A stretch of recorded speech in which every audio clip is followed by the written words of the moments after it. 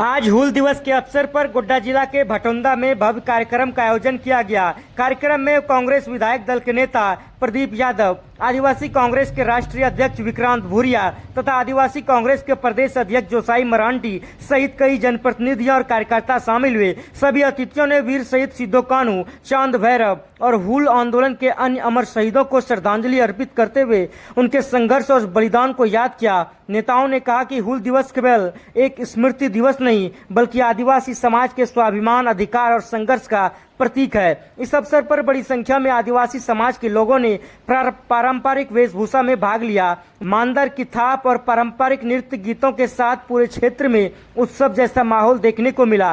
कार्यक्रम के दौरान विभिन्न खेलकूद प्रतियोगिताओं का भी आयोजन किया गया, जिसमें युवाओं और महिलाओं और बच्चों ने बढ़ चढ़ कर हिस्सा लिया। विजेता प्रतिभागियों को सम्मानित भी किया गया। कार्यक्रम में उपस्थित नेताओं ने समाज की एकता, संस्कृति के संरक्षण और वीर शहीदों को बताए गए मार्ग पर चलने का संदेश दिया।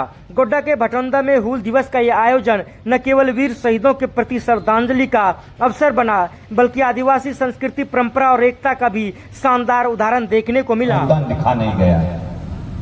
हमें इतिहास में बहुत कम आदिवासियों का योगदान जो हमारी बुक्स में पढ़ना चाहिए, किताबों में पढ़ना चाहिए, उसमें बहुत कम मिलता है कि नहीं मिलता? बहुत कम मिलता है। और हमेशा हमारे जो संघर्ष है वो 1857 बोला जाता है कि 1857 में पहली हमारी देश की क्रांति हुई थी, बल्कि ऐसा नहीं है। हमारी जो देश की क्रांति है उसका बहुत बड़ा इतिहास है। अगर हम इसकी बात करते हैं कि हमारे देश में कौन कौन सी क्रांतियां हुई हैं, तो पूरा एक लंबा इतिहास है। हमारे देश में चुआर विद्रोह हुआ है, पहाड़िया विद्रोह हुआ है। चुआर विद्रोह 1766।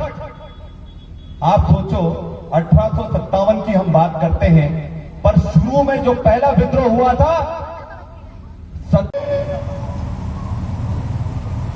हम सब देख रहे हैं, सुन रहे हैं कि जिस समय कोई सड़कें नहीं थी, कोई बसें नहीं चलती थी,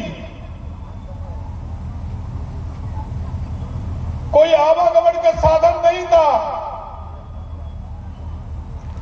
एक दूसरे को सूचना देने के लिए कोई टेलीफोन नहीं था, कोई टीवी, ट्रांजिस्टर, रजिस्टर कुछ नहीं था।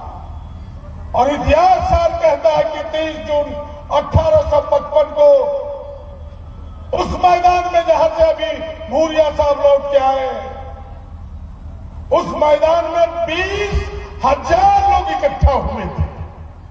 आप समझ लीजिए जरा, कैसे नेता थे, कैसे नेतृत्व करता थे, क्या उनका संकल्प था। इसलिए एक बार उस क्रांतिवीर के प्रति हम सब जोहार अर्पित करें। हम बोलेंगे जोहार और सबके हाथ उठने चाहिए और सबको जोहार उनके प्रति बोलना चाहिए। जोहार। बैठो भाइयों, वह क्रांति का बिगुल फूका गया और लड़ाई किस बात की थी? लड़ाई इस बात की थी कि 1793 में बंगाल प्रेसिडेंसी ने एक कानून लाया था कि जो जमीन का टैक्स नहीं दे पाएगा उसके बदले में जो जमीन का टैक्स देगा, जमीन उसके नाम बंदोबस्त हो जाएगा। परमानेंट सेटलमेंट एक्ट, जिसका दूसरा नाम सनसेट एक्ट भी था। सनसेट एक्ट मतलब कि सूर्यास्त हुआ तुम्हारी जमीन चली जाएगी, दूसरा लोग आपका टैक्स चुका देगा। गरीबों की जमीन, रेंगे हो, चासे हो की जमीन धीरे धीरे जमींदारों की मुट्ठी में जाने लगा। लोगों में आक्रोश पैदा हुआ।